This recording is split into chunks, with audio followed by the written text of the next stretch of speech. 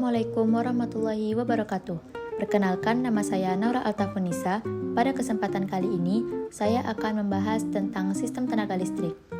Apa itu sistem tenaga listrik?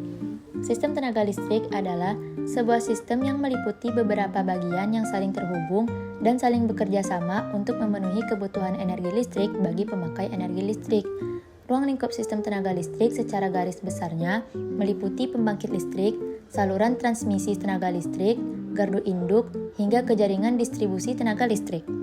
Nah, kita mulai dulu dari pembangkit listrik.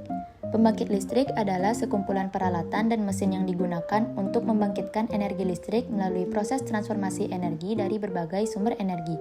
Sebagian besar jenis pembangkit listrik menghasilkan tegangan listrik arus bolak-balik. Selain itu, sebagian besar pembangkitan listrik menggunakan generator sinkron yang didukung oleh yang memperoleh energi dari bahan bakar atau sumber daya alam.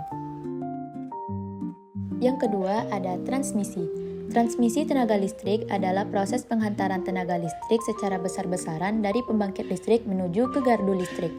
Jalur yang terinterkoneksi untuk memfasilitasi penghantaran ini dikenal sebagai jaringan transmisi listrik.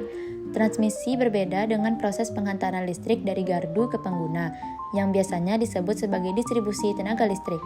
Kombinasi dari jaringan transmisi dan distribusi listrik dikenal sebagai jaringan listrik. Yang ketiga, ada gardu induk listrik. Gardu listrik adalah sebuah bagian dari sistem pembangkit, transmisi, dan distribusi listrik. Gardu listrik mengubah tegangan listrik dari tinggi menjadi rendah atau sebaliknya, atau untuk menjalankan beberapa fungsi penting lainnya. Gardu listrik dapat meliputi untuk mengubah tingkat tegangan listrik antara tegangan transmisi tinggi dan tegangan distribusi rendah, atau penghubung dua transmisi tegangan listrik berbeda. Yang terakhir ada distribusi. Distribusi tenaga listrik adalah tahap akhir dalam penyaluran tenaga listrik. Tahap ini membawa listrik dari sistem transmisi ke konsumen individual. Gardu distribusi terhubung ke sistem transmisi dan menurunkan tegangan transmisi ke tegangan menengah antara 2 kV dan 35 kV dengan menggunakan transformator. Di sini ada jenis-jenis pembangkit listrik. Yang pertama, ada pembangkit listrik tenaga air atau PLTA. Yang kedua, pembangkit listrik tenaga uap atau PLTU. Yang ketiga, pembangkit listrik tenaga gas atau PLTG. Yang keempat, pembangkit listrik tenaga diesel atau PLTD. Yang kelima, pembangkit listrik tenaga panas bumi atau PLTP. Yang keenam, pembangkit listrik tenaga surya atau PLTS. Yang ketujuh, pembangkit listrik tenaga angin atau PLTB. Yang kedelapan, pembangkit listrik tenaga nuklir atau PLTN. Nah, pada kali ini saya akan membahas tentang pembangkit listrik tenaga air. Apa itu pembangkit listrik tenaga air? Pembangkit listrik tenaga air atau PLTA adalah pembangkit listrik yang menghasilkan dengan memanfaatkan energi potensial dan kinetik dari air. Pada tahun 2015, tenaga air menghasilkan 16,6% total listrik dunia dan 70% dari seluruh energi terbarukan, dan diperkirakan akan naik 3,1% per tahun sampai 25 tahun ke depan. Terdapat 4 komponen utama PLTA. Yang pertama ada waduk yang berfungsi untuk menyediakan simpanan atau tampungan. Yang kedua ada saluran pelimpah.